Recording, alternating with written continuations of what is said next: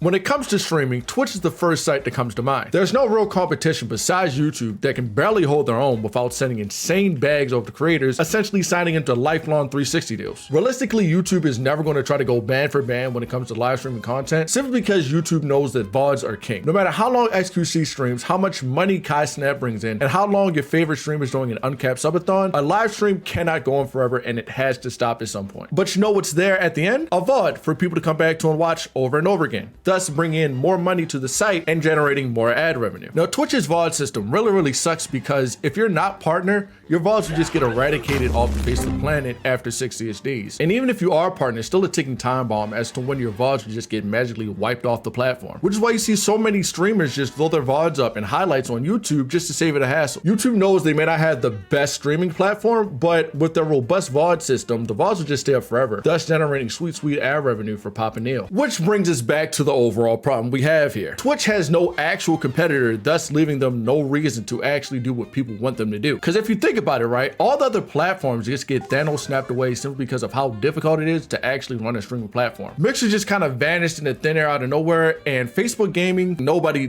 streams on Facebook gaming. Facebook's target demographic is essentially just wine moms talking about their son's soccer team that just lost 5 games in a row. So with Twitch pretty much having the entire streaming market's nuts in an iron chokehold, they have no reason to actually innovate and come up with new ideas to help out the smaller guys. Countless creators have been begging Twitch to help Discovery and give smaller creators a chance to shine and make it out of ELO hell. And Twitch's response to this, essentially saying, yeah, we make more money off of the bigger streamers anyway, fuck you, go promote somewhere else. And then they roll out a feature in which your clips can be formatted to TikTok. Now Twitch, I don't hate this, but come on, you can implement a Discovery feature, dog. We shouldn't have to rely on third-party apps to format our clips to another platform or just to get any sort of traction, but that's never going to happen because Twitch needs a competitor. And as controversial and unlikely as this is to happen right now, we need Kick to succeed. But before that can happen, whether it's targeting the dark side of Twitch or whatever demographic they're trying to achieve here, it has some serious things that the site needs to fix before it has any chance in competing with Twitch. Now, Kick.com is a live streaming platform co-founded by Mr. Gambling himself, Trainwrecks, and offshore gambling casino, Stake.com. Now, Stake has had quite the controversial past, making a lot of new streamers a bit apprehensive and scared to join the site simply because it looks like you're going to get scammed or hacked. Not gonna lie, I can totally feel and vibe with this sentiment because just looking at the site, it just looks fake. It looks exactly like Twitch, but instead of getting a stream when you click a thumbnail, you'll get 10 terabytes of malware installed on your family computer. Keep in mind the site's still in beta and apparently the code is nothing like Twitch's on the back end,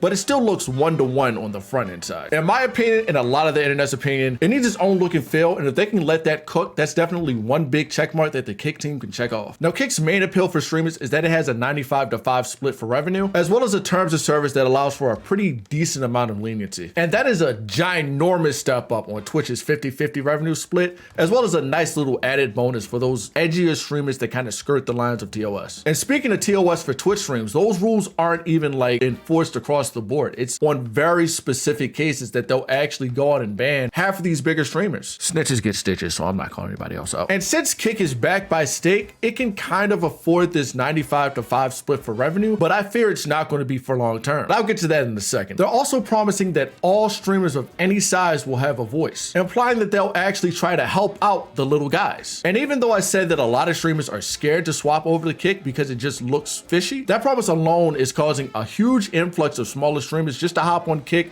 and try a few streams out. I haven't thought about trying it out for funsies, but I just haven't gotten around to it because I haven't been streaming. I've been focusing more on YouTube and this channel, trying to make this blossom and grow. And speaking of that, if you haven't liked and sub up to the video yet, go ahead, make sure you do that. Appreciate that. But the smaller guys that are booting up these Kick streams for the first few times and just kind of actually putting in work onto the platform are seeing a pretty decent amount of growth and boost in their numbers. And truth be told, it just looks really appetizing. It's almost like smaller streamers can be funnier, if not more entertaining than the bigger dogs.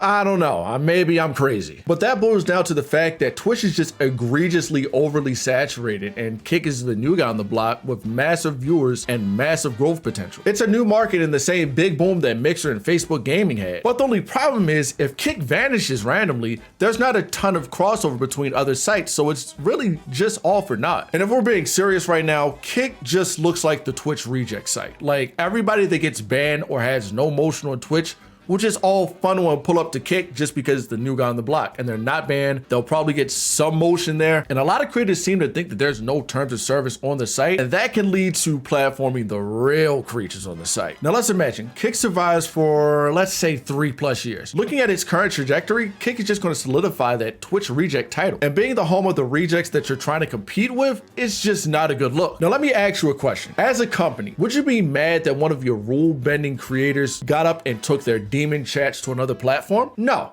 I didn't think so. Meaning Kick needs to reinforce some of these terms of service rules if they want to stay afloat, let alone compete with Twitch. Like bro, Hill might got a 1-day ban for getting head on a Kick stream.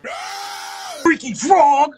You're a freaky frog! 1 day and just a slap on the wrist by Train. Aiden showed Prawn on stream, tried to platform a bunch of Nazis and streamed the Super Bowl live while it was happening. No ban, nothing happened to him. Matter of fact, he got a multi-million-dollar contract just to stream on the site. And after all this happened, Aiden got a perma ban from Twitch, frame 1. And not gonna lie, it just feels like Twitch saying, good, you can have him, just goodbye. We don't need you over here, bro. And I know this next sentence may be controversial, but hear me out. Making Aiden one of the pioneers of your new platform is just truly going to show how bad things can get over there. I mean, it's like the Wild Wild West, dog. Now, Aiden's not the most PG out of all content creators, and even on Twitch, his chat was just flat out horrendous. Going to Kick, his chat is just going to genuinely get worse. Matter of fact, it already has just looking at it. At the time of recording, I don't even think Kick has any standards for chat messages, and I don't even think that you can get banned for saying anything in chat right now. And I think you need to literally be 5 years old to understand how bad that is. It's just a cesspool of messages just to spread straight hate. I've seen the chats. It's just spread it with hard R's, sexist messages, F slurs, every slur under the moon imaginable in a Kick chat. It's crazy. Now you may be thinking, how are they going to get advertisers to a site with a whole bunch of hateful messages and soft and hardcore prawn? Well, I'm about to get real nerdy real quick. I'm going to try and crack Kick's business model real quick, so hold on for a sec. So Stake owns Kick, and Stake is one of the biggest offshore gambling companies. My guess is that Kick is going to slowly try to convince their bigger streamers and figure out who's the big streamer and try to get them to push gambling onto their streams, thus bringing in new gamblers onto the platform and giving Stake more money in a very convoluted pathway instead of trying to get advertisers on the site. And one of Twitch's big problems right now is in fact ads. Like you can't go to a Twitch stream without sitting through like 6 minutes of ads sometimes. And I think Kick is trying to tackle that, but in a very back way method to still get money in their pockets and get the viewer experience as ad free as possible. And if they're not trying to collect revenue that way, then truth be told, I have no clue how this site's going to stay afloat. Even Twitch and Amazon are bleeding out with that 50-50 split, and they must be gushing blood with that 95-5 split that Kick has. Like if you're giving out 95% of the revenue generated, that 5% is realistically only putting a small band-aid over top the giant money wound that is live stream server costs. Now realistically, do I think that Kick is the next up out of Atlanta for the moment?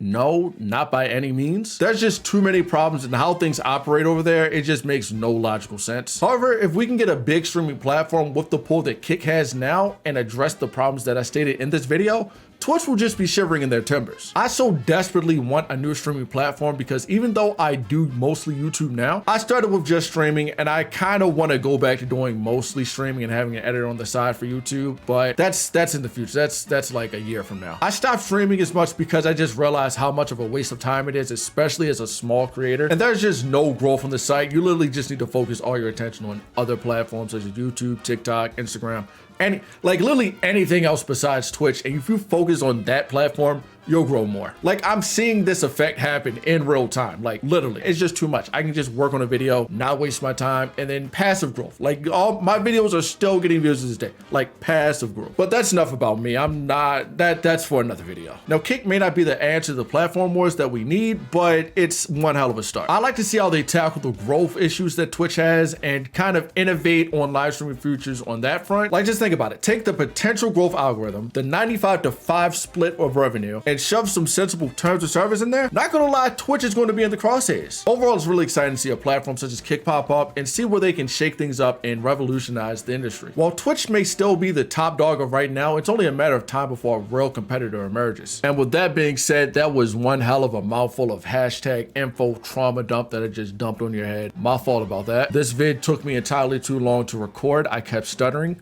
Sorry. I'm looking at you.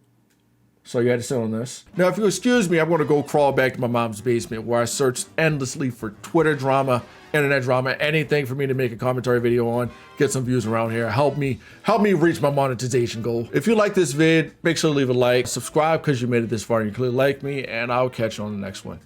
Peace.